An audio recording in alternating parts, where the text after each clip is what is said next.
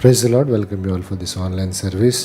ఈ ఆన్లైన్ ఆరాధన వీక్షిస్తున్న వారందరూ కూడా ప్రభుని నామమున పెట్టి వందనాలు తెలియజేస్తున్నాను. ప్రార్థన చేసుకుందాం. ప్రార్థనతో ఈ ఆరాధన ప్రారంభించుకుందాం. అందరూ కూడా తల వంచి కళ్ళు మూసుకుని ప్రార్థనలో ఏకీభవించాలని మనవి. పరిశుద్ధుడు, ప్రేమగల తండ్రి, నీకు వందనాలు స్తోత్రాలు చెల్లించుకున్నాం ప్రభా. గడిచిన 6 నెలలు కూడా నీ కృపచేత మమ్మల్ని కాచి కాపాడి మరి ప్రభా జూలై నెలలో ప్రవేశింపచేసిన దేవా, నీకు వందనాలు స్తోత్రాలు చెల్లిస్తున్నాను ప్రభా. మా అందరికీ కావాల్సిన ఆరోగ్యం దయచేశారు, నెమ్మదిని దయచేశారు. మరి ముఖ్యంగా ప్రభా ఉన్న పరిస్థితులను బట్టి ప్రభా మేమందరం కూడా సజీవులుగా ప్రభా నీ నామాన్ని స్తుతించడానికి, గణపరచడానికి మమ్మల్ని ఏర్పాటు చేసుకున్న రీతిని బట్టి నీకు వందనాలు స్తోత్రాలు చెల్లిస్తున్నాం. ఈ ఆరాధన అంతట్లో ప్రభా నీ సన్నిధి మా మధ్య నుంచండి.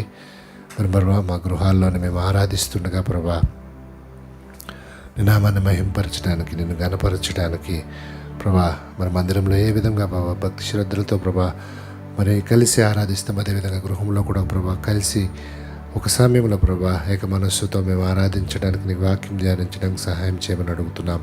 మరి కుటుంబాలుగా ప్రభా ఆరాధనలో పాలు పంచుకుంటున్న వారందరినీ కూడా మీరు జ్ఞాపకం చేసుకోండి, దీవించండి, ఆశీర్వదించండి. ఆది నుంచి అంతవరకు ప్రభా ఆరాధన అంతా నీ మహిమాధ్యక్షుని నడిపించుకోమని యేసు నామమున అడిగి వేడుకుంటున్నాం తండ్రి, ఆమేన్. దేవునికి స్తోత్రం. హల్లెలూయా, హల్లెలూయా. మరి మాతో కలిసి పాట పాడుతూ దేవుని మహింపరచాలని మనం చేస్తాం.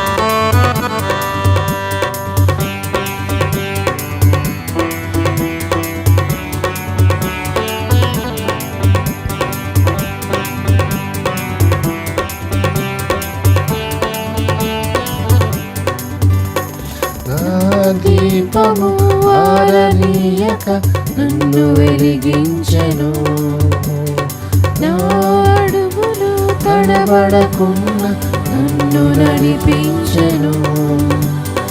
నా దీపము ఆరనీయక నన్ను వెలిగించెను, నా అడుగులు తడబడకుండా నన్ను నడిపించెను. నా చేతులు యుద్ధము చేయ నాకు నేర్పించెను, నా పక్షమున తానే ఉండి నన్ను గెలిపించెను. నా చేతులు యుద్ధము చేయ నాకు నేర్పించెను, నా పక్షమున తానే ఉండి నన్ను గెలిపించెను. యెహోవాయే నా శృంగము, యెహోవాయే నా దుర్గము, యెహోవాయే నా శృంగము, యెహోవాయే నా దుర్గము, యెహోవాయే నా బలము, యెహోవాయే నా శైలము.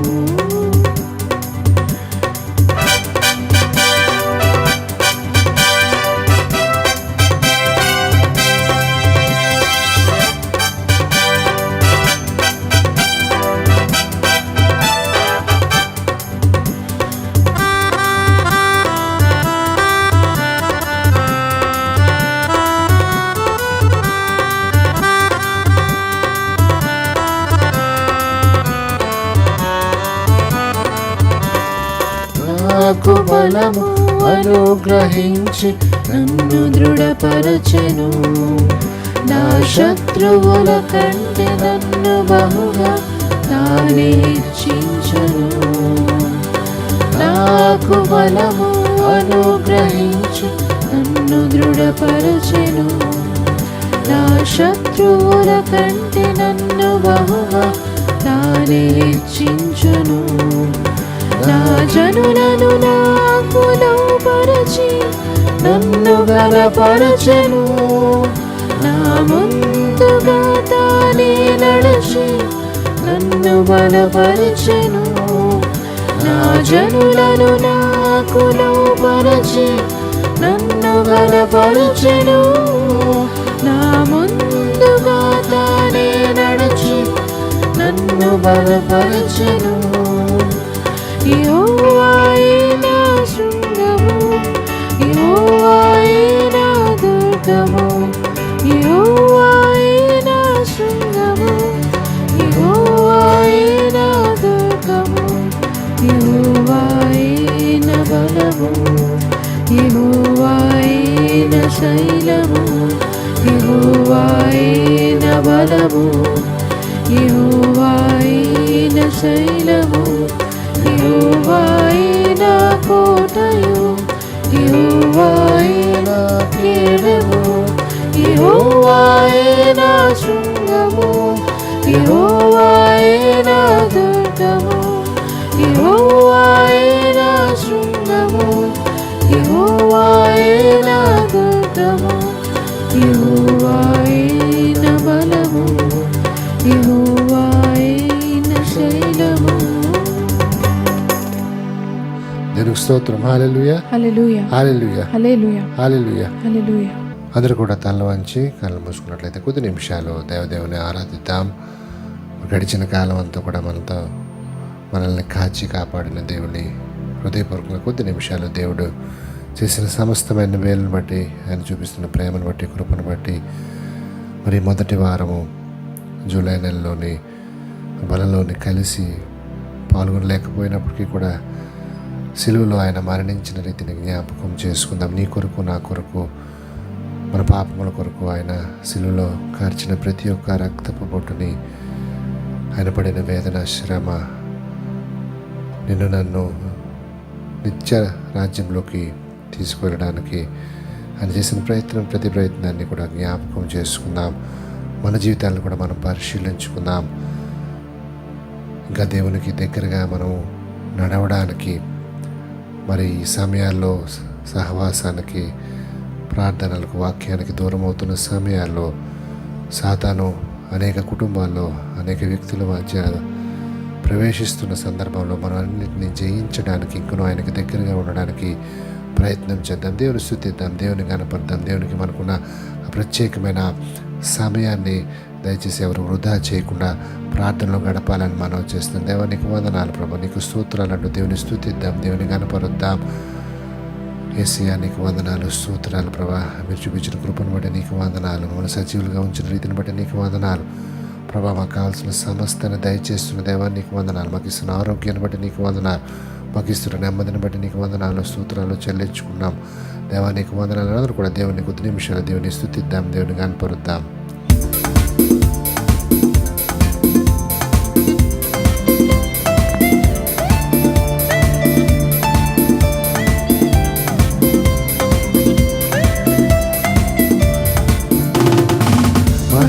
ఘనతకు అర్హుడవు నీవే నా దైవమా, మహిమ ఘనతకు అర్హుడవు నీవే నా దైవమా. సృష్టికర్త ముక్తిదాత, సృష్టికర్త ముక్తిదాత, స్తుతులకు పాత్రుడా. ఆరాధన నీకే, ఆరాధన నీకే, ఆరాధన నీకే, ఆరాధన నీకే, ఆరాధన స్తుతి ఆరాధన, ఆరాధన నీకే, ఆరాధన స్తుతి ఆరాధన, ఆరాధనా నీకే, ఆరాధనా నీకే, ఆరాధనా నీకే, ఆరాధనా నీకే, ఆరాధనా నీకే.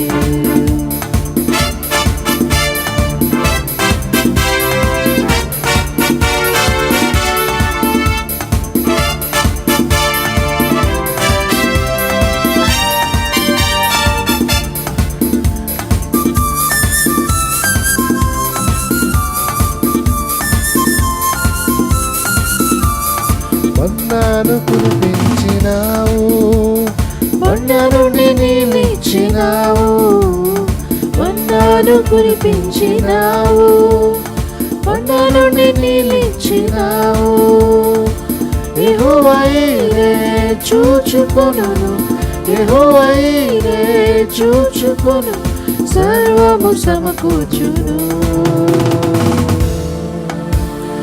ఆరాధనా నీకే, ఆరాధనా నీకే, ఆరాధనా నీకే, ఆరాధనా నీకే.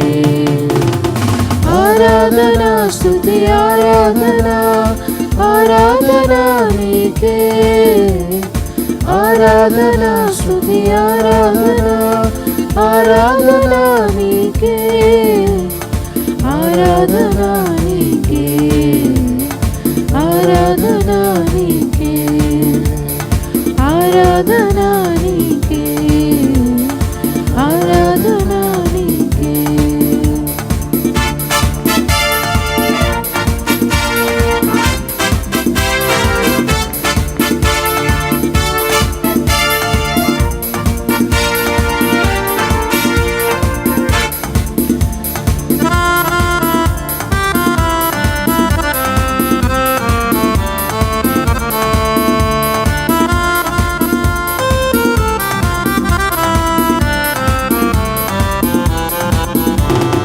వ్యాధులను తొలగించినావు, మృతులను మరిలేపినావు, వ్యాధులను తొలగించినావు, మృతులను మరిలేపినావు.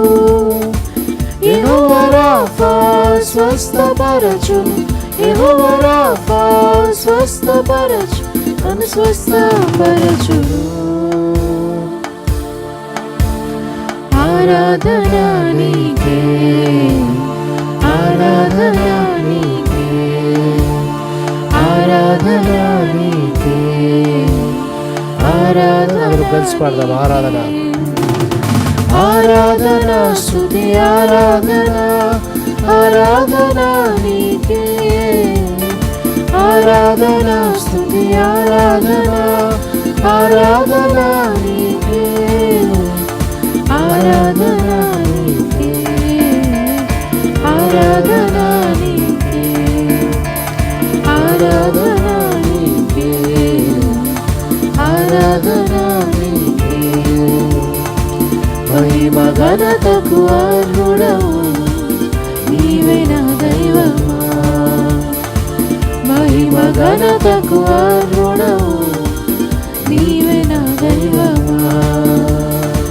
సృష్టికర్త ముక్తిదాత, సృష్టికర్త ముక్తిదాత, స్తుతులకు పాత్రుడా. ఆరాధనా నీకే, ఆరాధనా నీకే, ఆరాధనా నీకే, ఆరాధనా నీకే, ఆరాధనా స్తుతి ఆరాధనా, ఆరాధనా నీకే, ఆరాధనా స్తుతి ఆరాధనా, ఆరాధనా నీకే, ఆరాధనా నీకే, ఆరాధనా నీకే, ఆరాధనా నీకే, ఆరాధనా నీకే. కొద్ది నిమిషాలు అందరూ కూడా మౌనంగా దేవుని నామాన్ని మహింపడతాం, దేవుని కొనియాడదాము. అలనాడు ఇజ్రాయేల్ ప్రజలకి మన్నా ద్వారా ఆహారాన్ని అందించిన దేవుడు, బండ నుంచి నీళ్ళిచ్చిన దేవుడు, ఆయన సమస్తము చూసుకొనిచున్న దేవుడు, సమృద్ధిని దయచేసిన దేవునికి వందనాలు స్తోత్రాలు చెల్లిద్దాం. మరి సహాయం ఎక్కడి నుంచి వచ్చిన దేవుని వైపు చూసినప్పుడు ఆయన ఆయా సందర్భాలుగా ఆయా విధాలుగా కూడా దేవుడు మనకి సహాయాన్ని సమృద్ధిని అందిస్తున్న దేవునికి వందనాలు తెలియజేద్దాం.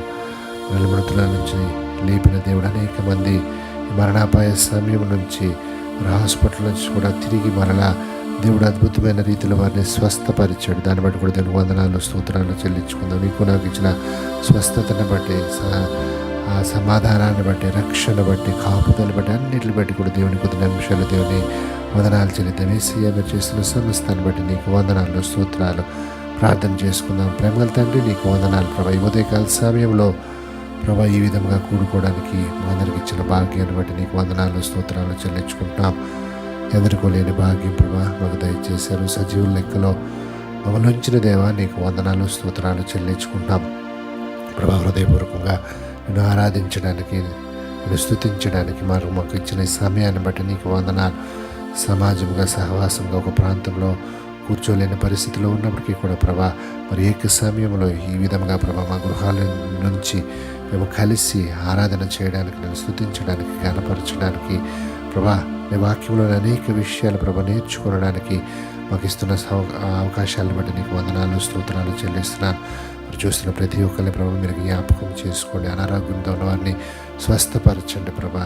మరి ఈ సమయాల్లో కూడా అనేక మంది ప్రభా మరి నూతనంగా ప్రభా అనేక విషయాలు చేయడానికి వారికి సహాయం చేస్తున్న దేవా నీకు వందనాలు.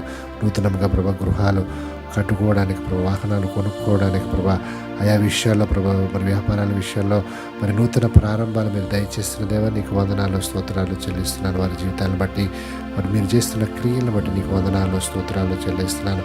అనేక మంది ప్రభా స్వస్థత ఇచ్చిన దేవా నీకు వందనాలు ప్రభా. హాస్పిటల్స్ నుంచి విడుదల దయచేసిన దేవా నీకు వందనాలు ప్రభా. వైరస్ బారిన పడినప్పటికీ కూడా ప్రభా మీరు స్వస్థపరిచిన రీతిని బట్టి కూడా నీకు వందనాలు స్తోత్రాలు చెల్లిస్తున్నాను ప్రభా. అతి ప్రాముఖ్యమైన సమయంలోకి వెళ్తుండగా ప్రభా మరి సాతాను ప్రభా విత్తబడిన వాక్యాన్ని దొంగిలించకుండా శ్రద్ధగా వినడానికి ప్రభా దైవజనులకు మీరు ఇచ్చిన ఆశీర్వాదాన్ని బట్టి, ఆరోగ్యాన్ని బట్టి నీకు వందనాలు. మెండైన రీతితో ప్రభా మాతో ప్రతి వారము మాట్లాడుతున్న దేవా నీకు వందనాలు. ఈ రోజు కొద్ది ప్రభా మా కొరకు సిద్ధపరిచిన వాక్యాన్ని మేము వినడానికి, స్వీకరించడానికి, మా జీవితాలకు అన్వయించుకుని ముందుకెళ్ళడానికి సహాయం చేసి నడిపించమని యేసు నామమున అడిగి వేడుకుంటున్నాం తండ్రి, ఆమేన్. దేవునికి స్తోత్రం. హల్లెలూయా, హల్లెలూయా. మరి వాక్యంలోకి వెళ్ళే ముందు కొన్ని ప్రకటనలు చేయాలని ఆశపడుతున్నాను. మరి వారం ఆశించాము అందరం కలిసి మందిరంలోనే ప్రార్థన చేయాలని, దాని గురించి ప్రయత్నం చేశాం. కానీ మరి ఆదివారం సంపూర్ణమైన లాక్డౌన్ మరి అధికారులు పెట్టడం వల్ల మరి ఆరాధన ప్రారంభించలేకపోతున్నాం. ప్రభు చిత్తమైతే వచ్చే ఆదివారం దాని గురించి ప్రయత్నం చేస్తాం. ఒకవేళ ఆరాధన ఉన్నట్లయితే మీ అందరికి కూడా వాట్సాప్ మెసేజ్ల ద్వారా తెలియజేయడం జరుగుతుంది. ఈ విషయాన్ని గమనించి సహకరించాలని మనవి చేస్తున్నాను. మరి మీ గురించి ప్రతిరోజు కూడా సంఘం అంతటి గురించి కూడా ప్రత్యేకించి మానదైన ప్రార్థనలో ప్రార్థన చేయడం జరుగుతుంది, జ్ఞాపకం చేసుకోవడం జరుగుతుంది. మీకు ఏమైనా ప్రత్యేకమైన అవసరతలు ఉన్నట్లయితే దయచేసి మాకు ఫోన్ చేసి తెలియజేసినట్లయితే దాని గురించి ప్రత్యేకించి ప్రార్థన చేయడానికి అవకాశం ఉంటుంది. కాబట్టి మాకు తెలియజేయాలని మనవి చేస్తున్నాను. మరి ఈ ఫస్ట్ వీక్ కమ్యూనియన్ సర్వీస్ చేయాలని చాలా ఆశపడ్డాం, ప్రార్థన చేసాం. అయితే పరిస్థితులు అనుకూలంగా లేని కారణం చేత దాన్ని విరమించుకోవడం జరిగింది. ఇంకా ప్రార్థన చేద్దాం. మనకున్న అడ్డంకులన్నీ కూడా తొలగిపోవడానికి మరలా మందిరంలో అందరం కలిసి సమాజంగా కూర్చుని ఒక చోట దేవుని ఘనపరచడానికి, దేవుని ఆరాధించడానికి గల అవకాశాలు దేవుడు మనకు దయచేయనట్టుగా మనందరం కూడా ప్రార్థన చేద్దాం. కానుకల గురించి కూడా మరొకసారి జ్ఞాపకం చేస్తున్నాము. మరి చాలామంది టైట్స్ ఫోన్పే, గూగుల్ పే ద్వారా పంపిస్తున్నారు. వారికి ప్రత్యేకమైన వందనాలు తెలియజేస్తున్నాను. మీ కానుకలు దశంభాగాలు పంపించాలనుకుంటే నా ఫోన్ నంబర్కి మరి ఫోన్పే, గూగుల్ పే ద్వారా పంపించవచ్చు. ఈ విషయాన్ని గమనించాలని మనం చేస్తాం. లేదా మీరు మందిరములు తెరవబడిన తర్వాత అవి కానుకలు కూడా తీసుకురావచ్చు. ఈ విషయాన్ని గమనించాలని మనం చేస్తాం. మరి ఈ సమయంలో దైవజనులు పెద్దయ్య గారు వాక్య సందేశాన్ని అందిస్తారు. అందరూ శ్రద్ధగా విందాం. మంచిది. వీక్షకులకు వందనాలు. మీరు దేవుని వాక్యాన్ని శ్రద్ధగా వింటున్నందుకు, నేర్చుకుంటున్నందుకు, దీనివల్ల మీరు మేలు నొందుతున్నందుకు నేను సంతోషిస్తున్నాను, దేవుని స్తుతిస్తున్నాను. మరొకసారి మరొక ఆలోచన బైబిల్ నుండి మనం ఆలోచన చేద్దాం, గ్రహించుదాం. సమూయేలు మొదటి గ్రంథం 1వ అధ్యాయం 5వ వచనం. సమూయేలు మొదటి గ్రంథం 1వ అధ్యాయం 5వ వచనం. హన్నా తనకు ప్రియముగా ఉన్నందున ఆమెకు 2 పాళ్ళు ఇచ్చుచూ వచ్చాను. యెహోవా ఆమెకు సంతు లేకుండా చేశాను. అక్కడ సరే, ప్రియముగా ఉన్నందున అనే ఒక మాట. ఇప్పుడు హన్నాను కూర్చున్న విషయం, హన్నా యొక్క భర్త ఎల్కానాకు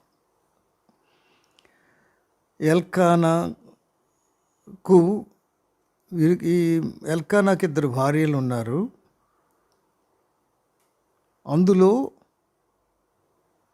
ఈ హన్నా తనకు సంతు లేనిదిగా ఉండిపోయింది. 1-2 వచనాలు చదువుతాను. ఎఫ్రాయిము మన్యమందు రామతైత్సోఫెను పట్టణపు వాడు ఒకడుండెను. అతని పేరు ఎల్కానా. అతడు ఎఫ్రామీయుడైన సూపునకు పుట్టిన తోహ కుమారుడు. ఇతనికి వీరిలో ఒక దాని 2 భార్యలు ఉండే. ఒక దాని పేరు హన్నా, రెండవ దాని పేరు పెనిన్నా. పెనిన్నాకు పిల్లలు కలిగిరి గాని హన్నాకు పిల్లలు లేకపోయిరి. నేను 5వ వచనములో చూచినప్పుడు నాకు ఆ వాక్యం చదవగానే ఒక ఆలోచన కలిగింది. 5వ వచనం రాయబడింది. ఇందాక మరి హన్నా తనకు ప్రియముగా నున్నందున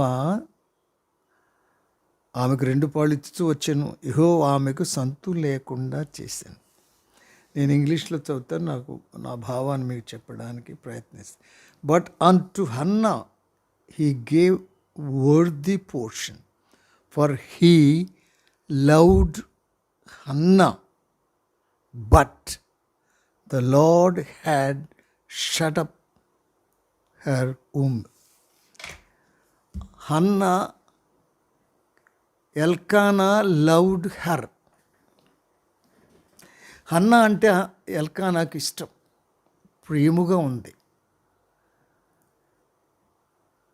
he loved her more than Peninnah, other wife. He loved her but she had no children. భర్త చేత ప్రేమించబడింది, ఆదరించబడింది. ఆ భర్త ఆమెకు 1 పాలు ఇస్తే పెనిన్నాకు ఈమెకు 2 పాలు ఇస్తుంది, డబుల్.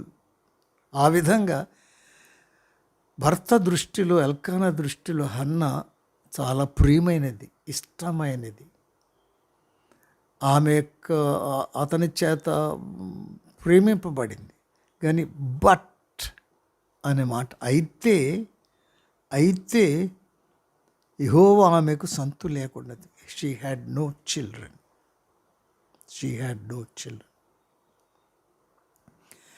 నేను చదువుతున్నది, భర్త అయితే ప్రేమించాడు కానీ ఆమెకు పిల్లల్ని ఇవ్వలేదు, పిల్లలు కలగలేదు. పిల్లల వలనైన సంతోషం ఆమెకు దక్కలేదు. He loved her, no doubt. అయితే ఆమె ప్రేమించబడినందున ఆమెకు పిల్లలు అయినా కూడా ఆమెకు పిల్లలు లేరు. అంటే భర్త చేత ప్రేమించబడవచ్చు, లేకపోతే ఒకరి చేత ప్రేమించబడవచ్చు, ఆదరించబడవచ్చు, వారు ఎంతగానో నేను ప్రేమించలేరు. అయినా కూడా తాను చేయగలిగింది, ఎల్కానా చేయగలిగింది ఏదో చేశాడు, ఇవ్వగలిగింది ఏదో ఇచ్చాడు, చూపగలిగిన ప్రేమంతో చూపించాడు. అయినను ఆ ప్రేమ ఆమెకు పిల్లలను ఇవ్వలేకపోయింది. కనుక ఒకరు ప్రేమించినంత మాత్రం చేత ఆ ప్రేమ ఒక్కటే అన్నీ నెరవేరుస్తుందా, కలిగిస్తుందా? ప్రేమించబడి కూడా పిల్లలు లేనిదానికి ఉంది. ఇది కూడా ఒక ఆలోచన అనిపించింది. అంటే ఆమె ప్రేమకు దూరమైంది, ఆమెకు పిల్లలు కలిగారు. ఈమె ప్రేమకు నోచుకుంది కానీ మీకు పిల్లలు లేరు.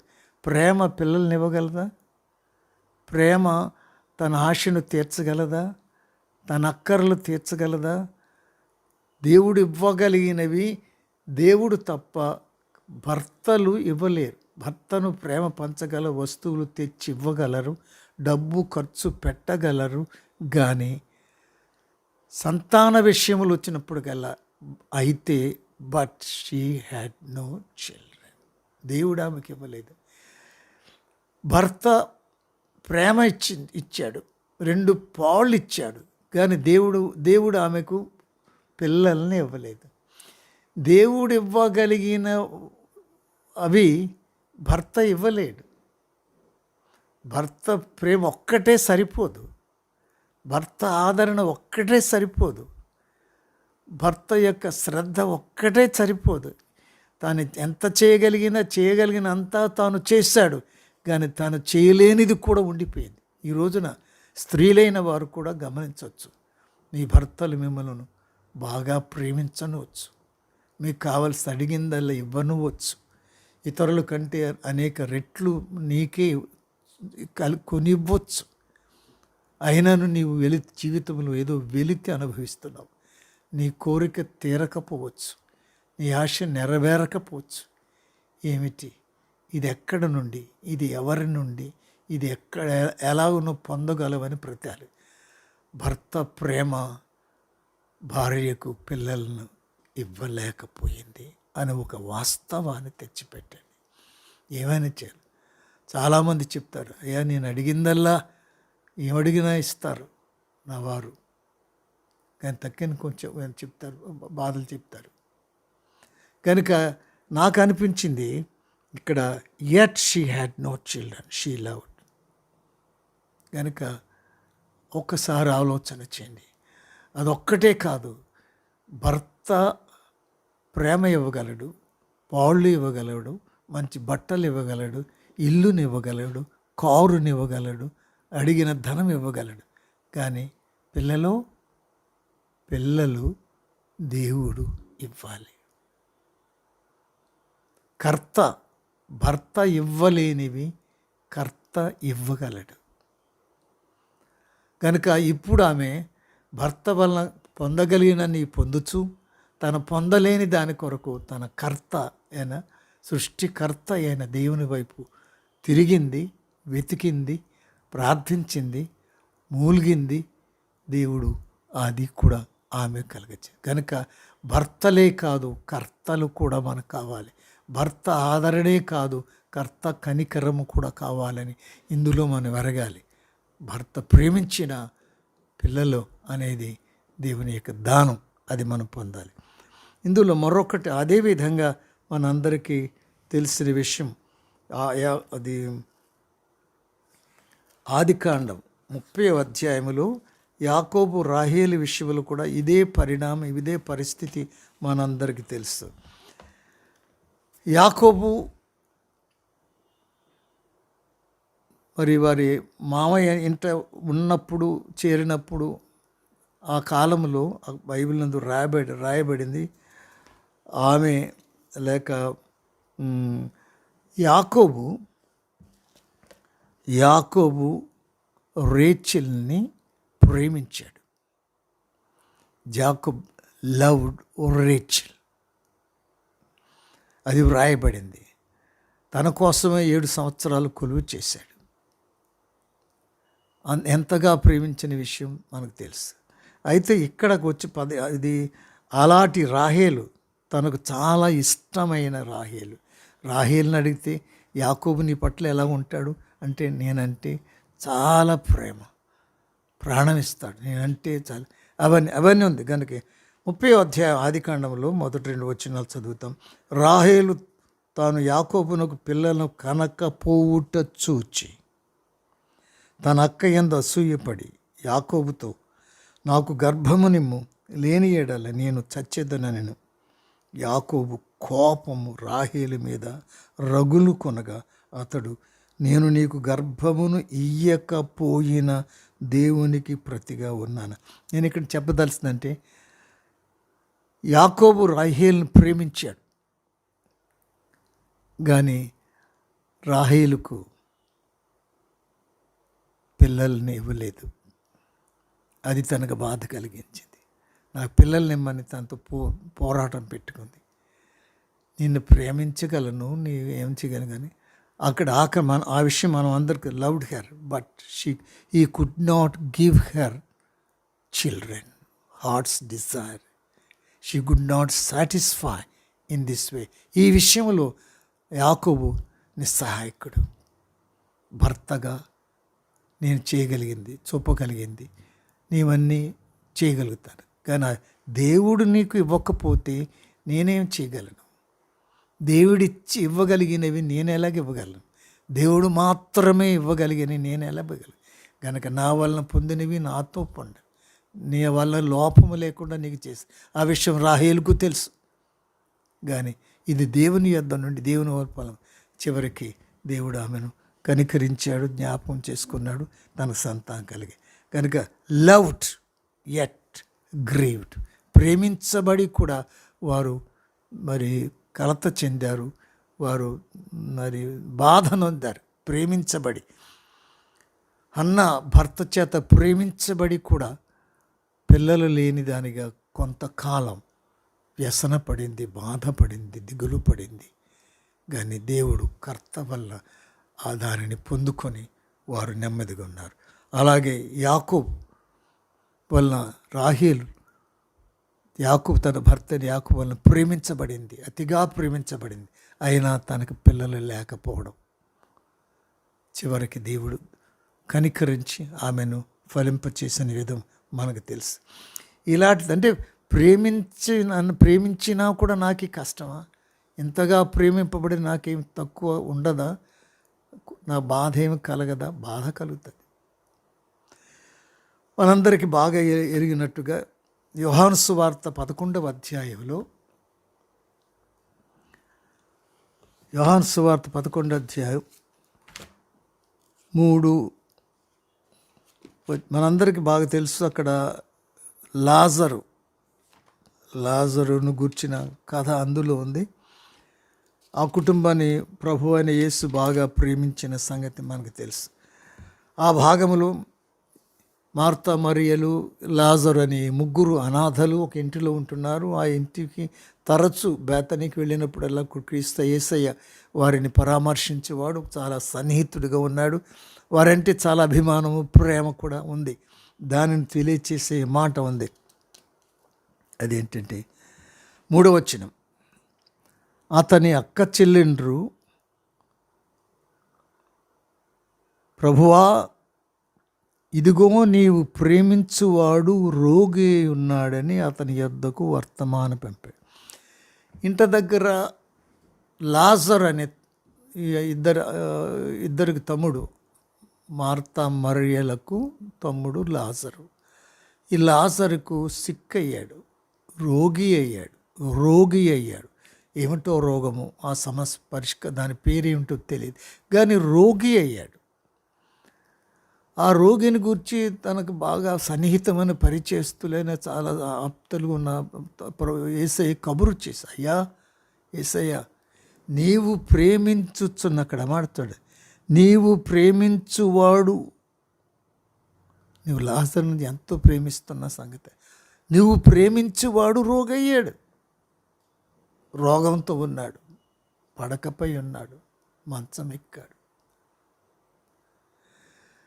మరి దేవుడు ప్రేమించిన, యేసయ్య ప్రేమించిన వారు రోగి అవ్వచ్చుడా?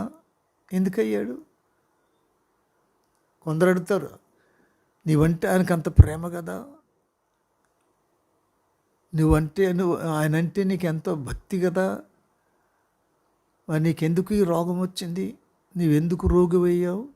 ఎందుకు బలహీనమయ్యావు? ఎందుకు ఈ దిగులుకు నీవు లోనయ్యావు? చాలామంది దేవుడు నిన్ను ప్రేమించాడు, ఆశీర్వదించాడు కదా.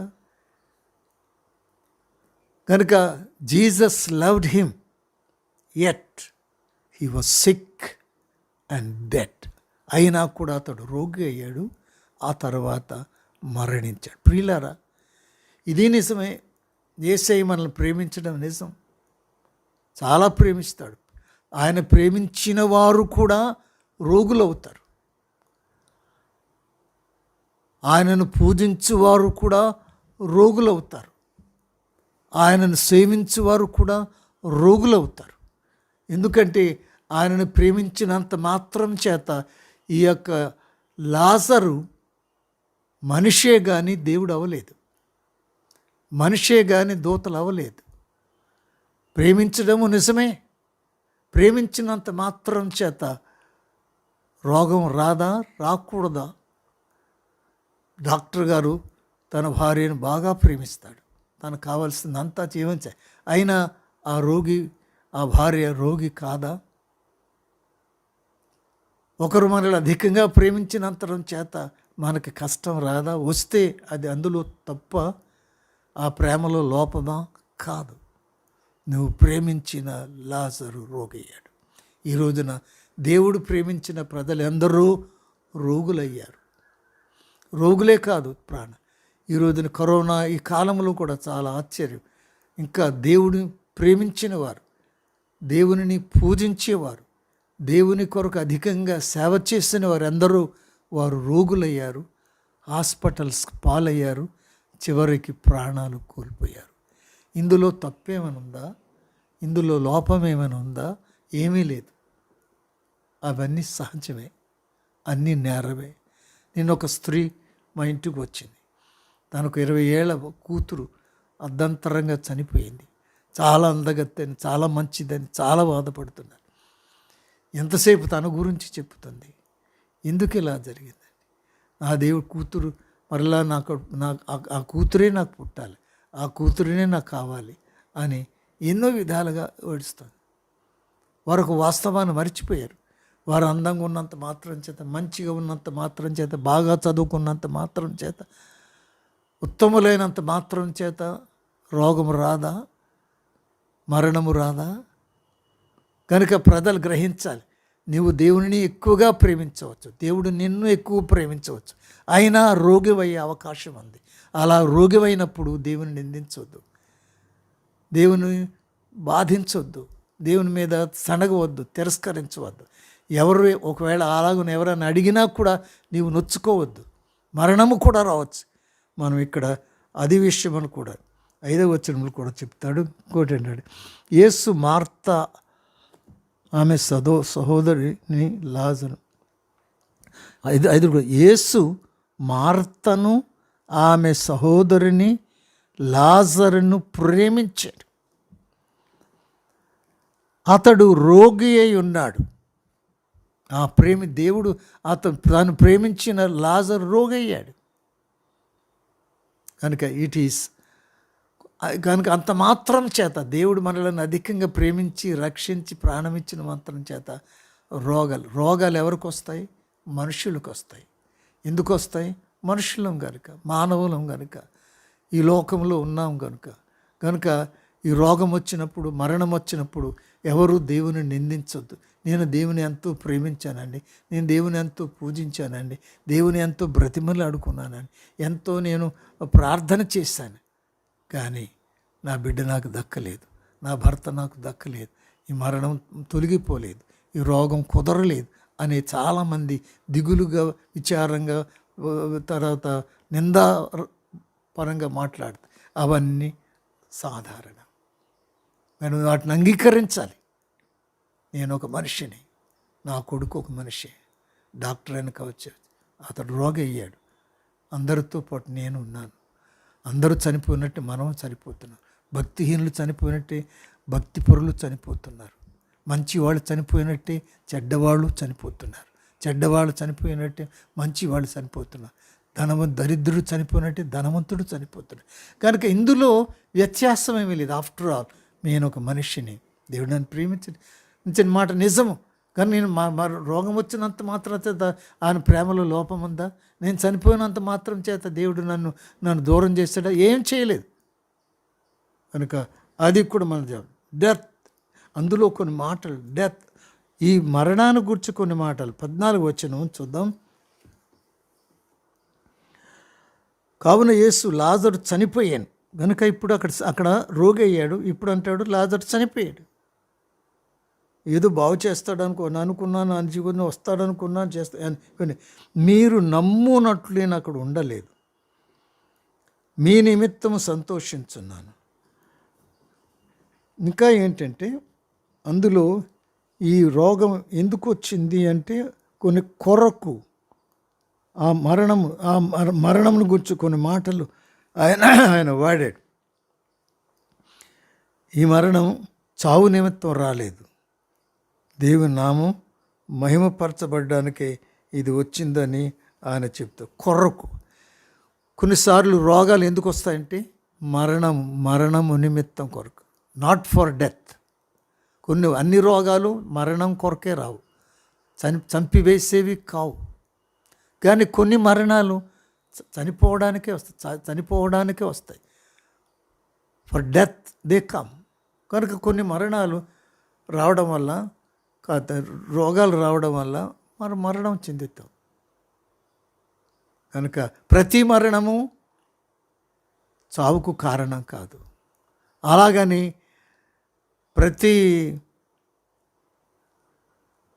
ప్రతిదానికి అతడు చనిపోయాడు.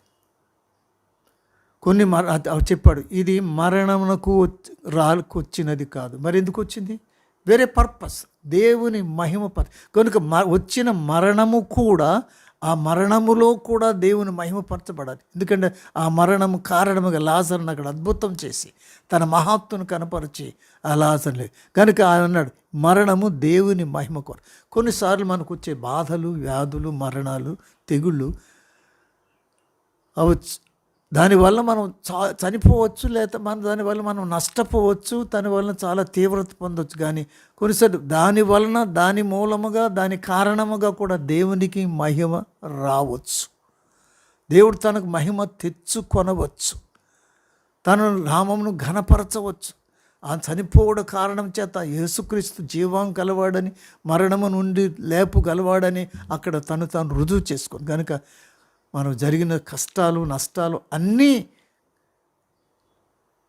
ఆపదకే, చావుకే, బాధకే కాదు, కొన్ని మేలు కొరకు వస్తాయి, కీడులో మేలు జరిగిస్తాయి. కనుక చావులో కూడా కొన్నిసార్లు ఒక ఉన్నతమైన ఒక పరిణామం, ఒక రహస్యం దేవుడు మనకు బయలుపరుస్తాడు. కనుక అతడు చనిపోయాడు. యాకోబు కూడా అతని Jesus loved Lazarus but he was sick and dead. ఆయన చనిపోయాడు, అతడు కొరకు చనిపోయాడు. ఆ మరణము కొరకు రాలేదు, దేవుని మహిమ కొరకు. కనుక మనకు వచ్చిన మరణం కదా, ఇది రెండింటిలో ఏదో ఒక దాని కొరకు వచ్చుంటుంది. కనుక దేవుడు ప్రేమించలేదా, మరణం వస్తే దేవుడు మనకు దూరం అయిపోయాడా అని అనుకోకూడదు. అప్పటికీ కూడా మనం మరణమైనా, సిక్కైనా, ఎలాగున్నా కూడా దేవుడు తన ప్రేమ మారిపోదు, విరిగిపోదు, తరిగిపోదు. ఆయన దూరం అయ్యాడని కాదు. అక్కడ కూడా ఇతడు అనేకులను బ్రతికించాడు కదా, ఇతనికి మరణం రాకుండా చేయలేడని ఇతరులు విమర్శించారు. చేయగలడు దేవుడు, అక్కడ చేయలేదు. ఎందుకంటే దేవునామం అంతకంటే గొప్ప పని జరగవలసింది. ఇందులో మరికొన్ని విషయాలు కనుక మూడవది ఏంటంటే, ఎంత ఉందయ్యా, 2 నిమిషాలు ఉంది, 22 అయిపోయింది. సరే,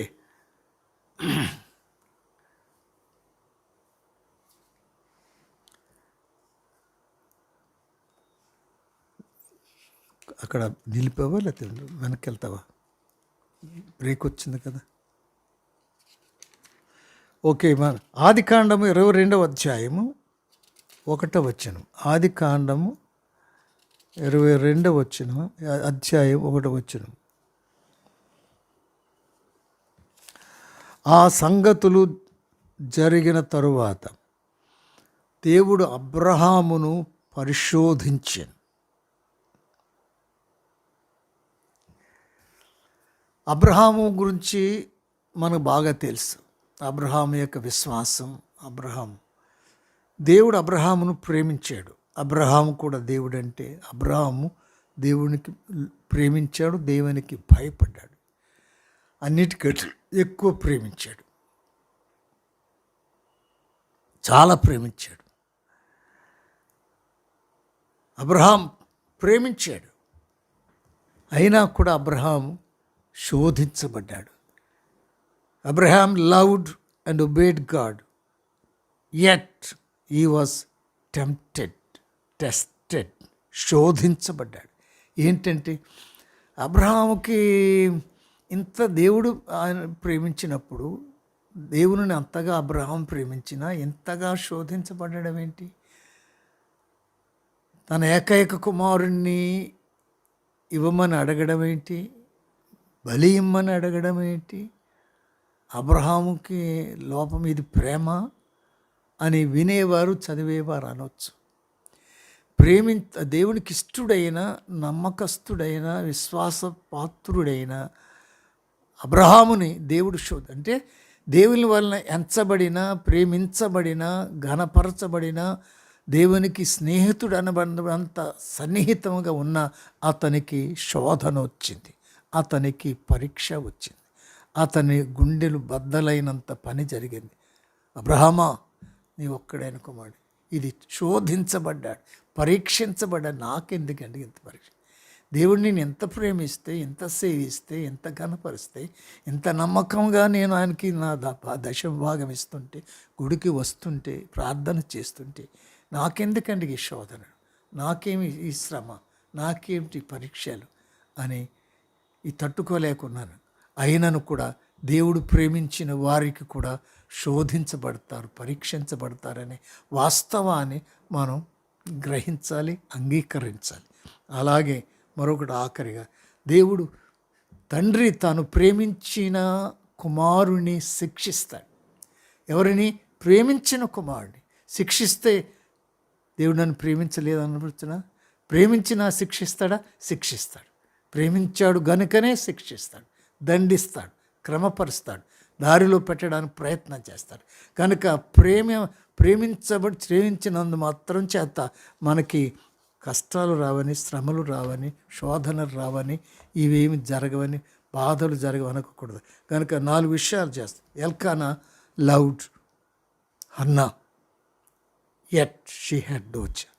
ఎల్కానా హన్నాను ప్రేమించాడు, అయినా ఆమెకు పిల్లలు లేరు. యాకోబు రేచెల్ను బహుగా ప్రేమించాడు, అయినా ఆమెకు పిల్లలు కలగలేదు.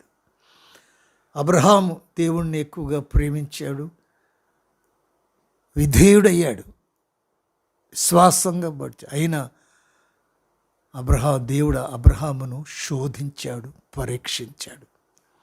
అలాగే తండ్రి తన పిల్లలను ప్రేమిస్తాడు, అయినా అతనిని శిక్షిస్తక, దండించక మానడు.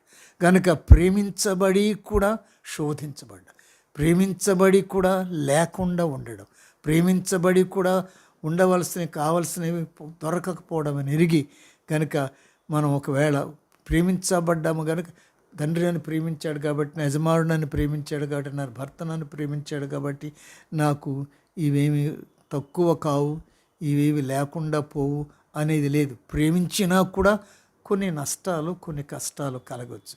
కనుక ప్రేమించబడి శోధించబడిన పరిస్థితులు ఉంటాయి. అలాంటి సమయాల్లో మన ప్రేమను శంకించక, ఆ ప్రేమ వట్టిదని అనంచక, నా ప్రేమ ఎందు నిలిచుండి, ఇచ్చే వాటిని కర్తని వెతకాలి. భర్త ద్వారా వచ్చేవి, తండ్రి ద్వారా వచ్చేవి తండ్రి వల్ల పొందాలి. తండ్రి ఇవ్వలేనివి పరమ తండ్రి ఇవ్వగలడని ఎరిగి ఆయన చేరి, ఆయన వల్ల ఆదరణ పొంది, నెమ్మది పొంది, విశ్వాసం పొంది ఆయన కొరకు జీవించడం ప్రయత్నం చేద్దాం.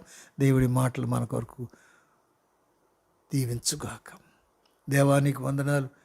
ఎత్తబడినది ప్రేమించబడి కూడా మా తండ్రి వారు శ్రమపడ్డారు, బాధించబడ్డారు, శ్రమించబడ్డారు, శోధించబడ్డారు. ఆ విధముగానే జనములలో కూడా మా తండ్రి, మా లోకులు, స్నేహితులు, బంధువులు, ప్రియులు, మేము కూడా వారి చేత ప్రేమించబడి కూడా మేము శోధించబడుతుంటే దానిని మేము అపార్థం చేసుకోనకుండా ప్రభా ప్రేమను అంగీకరిస్తూ నీ తట్టు తిరగడానికి, నీ వైపు తిరగడానికి, నిన్ను వేడుకోవడానికి, నిన్ను ఆశ్రయించడానికి, నిన్ను ఆధారించడానికి, నీవు విధించిన శోధనలు, పరీక్షలు కూడా నిలిచి నడవడానికి, ఈ ప్రేమను కొనసాగించడానికి సహాయం చేయండి.